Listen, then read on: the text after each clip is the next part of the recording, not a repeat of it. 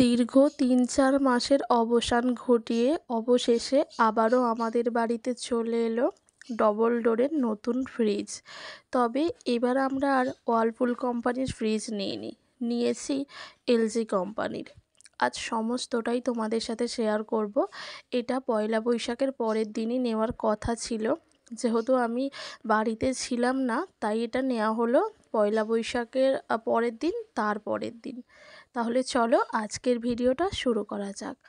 অদিতির সাতকাহনে স্বাগত ও ভালোবাসা জানিয়ে আজকের ভিডিওটা শুরু করলাম।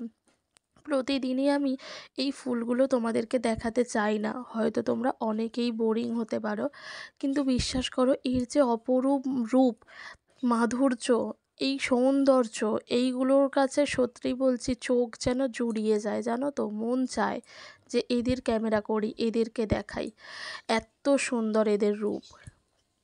তারপর সন্ধ্যাবেলা আমি ক্যামেরা অন করেছি। ফ্রিজটা তো বেলায় কিনতে গিয়েছিলাম। ফ্রিজ কিনতে গিয়ে আমার মন মানসিকতা কেমন ছিল সেটা তোমরা একটু পরেই শুনতে পাবে। এখন আমাদের ফ্রিজটা কেমন হয়েছে এটা কমেন্ট করে জানিও। এই ফ্রিজটা তোমাদের দাদাভাই বেশ কিছুদিন আগে থেকেই দেখে রেখেছিল, তাই অন্য আরও ফ্রিজ দেখা হয়েছিল, কিন্তু ওর যেহেতু মনটা প্রথমেই এই ফ্রিজটার উপর পড়ে গিয়েছিল, তাই ও কোনোভাবেই মনটা সরাতে পারছিল না এই ফ্রিজটা থেকে। আমি বললাম ঠিক আছে, তাহলে তোমার যেটা পছন্দ তুমি সেটাই নাও। আর এটাতে কোনো হাতল নেই, এই যে এইরকমভাবেই খুলতে হয়। আমার ভুল হতে পারে, সত্যি বলছি আমি এইসব ব্যাপারে একদমই এক্সপার্ট নই, তো আমি আমার মতো করে তোমাদেরকে শেয়ার করছি। এই রকম সিস্টেম আছে ভিতরে ফ্রিজটার। আর আমাদের আগে যে ফ্রিজটা ছিল সেই ফ্রিজটা কিন্তু আরও বড় ছিল। এই ফ্রিজটা তুলনামূলকভাবে সেটার থেকে ছোট। ডবল ডোরের ফ্রিজ 280 লিটারের, সেটাও বলে দিচ্ছি। 280 লিটারের ফ্রিজ, তবে আমি দামটা বলছি না, কারণ দামটা সবসময় সব জায়গায় মানায় না। বিশেষ করে আমি তো পছন্দ করি না। হ্যাঁ, কোনো কোনো ক্ষেত্রে দাম বলে দিই, কিন্তু কিছু কিছু জিনিসের একটু ঢাকা চাপা রাখাই ভালো। যাই হোক চলো, এখন ফ্রিজে জল রেখে দিলাম আর ফ্রিজটা অন করা হয়েছে এইমাত্র 1 ঘন্টা হলো।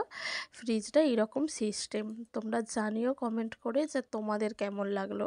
সকাল থেকে রান্না বান্না কিছুই আমি আর তোমাদের সাথে শেয়ার করিনি।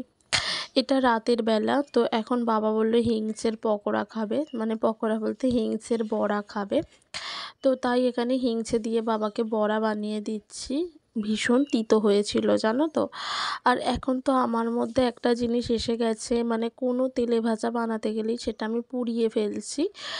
গ্যাসের ফ্লেমটাকে নয় বেশি হয়ে যাচ্ছে আর না হলে কম হয়ে যাচ্ছে, তো যখনই দেখছি কম হয়ে যাচ্ছে তখন ধৈর্য হারিয়ে ফেলছি। ধৈর্যটা হারিয়ে ফেলে কি করছি, একটু বাড়িয়ে দিচ্ছি। একটু বাড়িয়ে দিতে গিয়ে জিনিসটা একদম পুড়ে যাচ্ছে। যাই হোক, আর কি করা যাবে বলো, এইভাবেই তো চলবে। পুড়ে গেলে কি হবে, পোড়াটাই খেতে হবে। তবে জিনিসটা ভীষণ তিতো হয়েছিল জানো তো। চলো তোমাদেরকে আমি এক ঝলকে বলে দিই আমি এই বড়াটা কিভাবে বানিয়েছিলাম। প্রথমে ভালো করে বেছে নিয়েছিলাম হিংচে শাকগুলোকে, তারপরে বেসন, কালো জিরে আর লবণ হলুদ দিয়ে মেখে নিয়ে ছোট ছোট বড়ার আকারে তেলের মধ্যে ভেজেছিলাম। তবে এই রকম ছোট ছোট করে ভাজার প্রয়োজন নেই জানো তো, দোকানে যেমন বিক্রি হয় না বড় বড় টাইপের হিংচের বড়া, ওইভাবে বানালে বেশি ভালো হবে। তারপর তোমাদের দাদাভাই এসে গেছে কাজ থেকে, আর আমাদের টিভি চলে যে এটাকে কি বলে, ওই কারেন্টের যেটা জ্যাক টাইপের হয় না, ওই সেটা আর কি, সেটা একটা কাকিমাদের ছিল, সেটা কাকিমাদের দিয়ে দিয়ে একটা আমাদের নতুন কিনে আনা হলো। আর বাড়িতে তেলও শেষ হয়ে গিয়েছিল, তাই ফরচুন কাচ্চি এখানে নিয়ে এসছে। আর সাথে এখানে নিয়ে এসেছে টোস্ট বিস্কুট। এই বিস্কুটটা খেতে ভীষণ পছন্দ করি, মানে খুব ভালো টেস্ট বিস্কুটটার। আর সাথে নিয়ে এসেছে পার্লেজি। এই পার্লেজিতে 3 টাকার প্যাকেটগুলো পাওয়া যায়, সেগুলোতে যেন মনে হয় আলাদা ভালোবাসা আছে। এটাও ঠিক আছে ভালো, ও বড়টা একেবারে নিয়ে চলে এসেছে। তবে পার্লেজির 3 টাকার যে প্যাকটা সেটাও বেশ ভালো, কারণ সেটাতে অনেক ইমোশান জড়িয়ে আছে। সেই ছোট থেকে সেটা আর কি খেতাম, তো তাই। হ্যালো বন্ধুরা, তো গরমে সবাই কেমন আছো? আমি জানি সবাইরই একদম নাজেহাল অবস্থা, মানে কি বলবো, কি যে কাজকর্ম এই গরমে শেয়ার করব আমি জানি না। মানে ঝটপট করে যা পারছি কাজকর্মগুলো করে যাচ্ছি। মানে ক্যামেরাটা অন করে যে কাজকর্মগুলো করব সেটা মাথাতেই আসছে না। আর আজকে তো আমাদের নতুন ফ্রিজ এলো, তোমরা দেখলেই। তো আর কি করা যাবে, ফ্রিজটা ছিল না বেশ অনেক দিন হলো।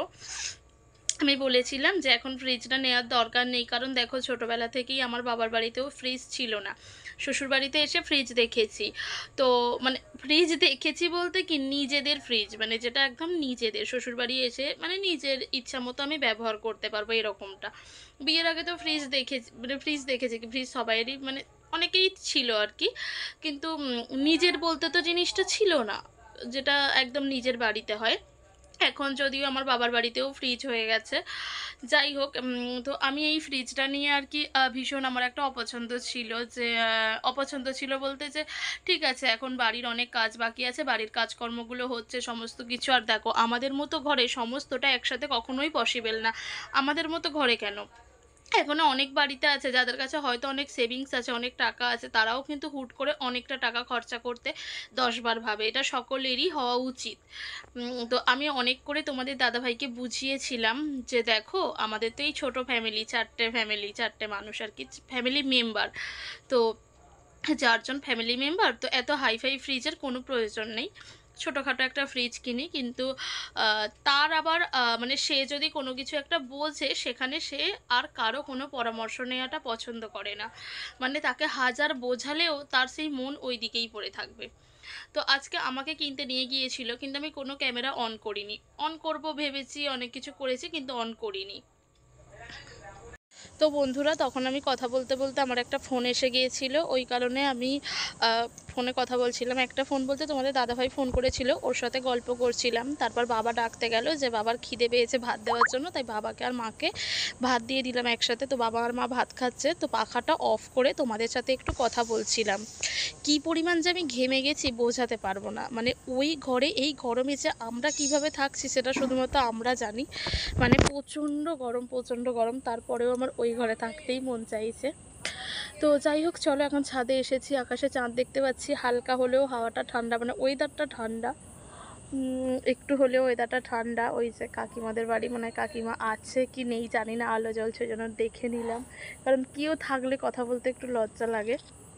তো যাই হোক, তখন যেটা বলছিলাম যে আমি ফ্রিজটা কিনতে গিয়ে ক্যামেরাটা অনেকবার ভেবেছিলাম অন করব, কিন্তু করব করে কোথাও যেন মনটা একটু ভারাক্রান্ত হয়ে যাচ্ছিলো, যে এতটা অ্যামাউন্ট এক্ষুনি ইনভেস্ট করছে ও, তো জানি না কিভাবে কি করবে, এরকমটা নানান রকম ভাবছিলাম। কিন্তু ও যেটা করবে ভাবে ও সেটাই করবে, এখানে আর কারো কোনো পরামর্শ ও নেবে না, ও নেওয়াটা পছন্দও করে না।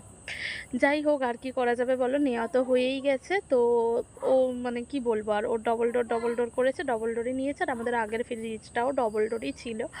তো যাই হোক, এই সমস্ত নিয়ে আমি আর মানে ক্যামেরাটা অন করিনি। তারপর পরে এসেও বোঝালো, দেখো অদিতি, যে তুমি একটু বোঝার চেষ্টা করো, এই নানান রকম ও বোঝালো। তো গিয়ে মনটা পরে শান্ত হলো, যে ঠিক আছে ও যখন নিচ্ছে ও নিক, যেটা করবে ও ভাবে ও করুক, এরকমটা আর কি আমি বললাম। যাই হোক, তো আমাদের ফ্রিজটা কেমন হয়েছে তোমরা সকলে কমেন্ট করে জানিও। আর ও তো নিল ওর পছন্দের জিনিস, তো ওর তো ভীষণ আনন্দ মনে মনে। যাই হোক, ও মানে আমার হলেও আমারও হতো, যে পছন্দের জিনিসটা পাচ্ছি মানে মনের মধ্যে একটা আলাদাই আনন্দ কাজ করবে। আজকে আর কোনো কাজকর্ম তোমাদের সাথে শেয়ার করলাম না, তো একদম ফালতু বক বক দিয়ে আজকের ভিডিওটা শেষ করলাম। মানে আমাদের ফ্রিজ কেনার পুরো জার্নিটাই তোমাদের সাথে শেয়ার করলাম, বলতে পারো আমি সমস্তটাই তোমাদেরকে বলে দিলাম। যাই হোক, চলো তাহলে আজকের মতো বিদায় নিচ্ছি, শুভরাত্রি। এই গরমে সবাই খুব সাবধানে থেকো, ভালো থেকো, টাটা।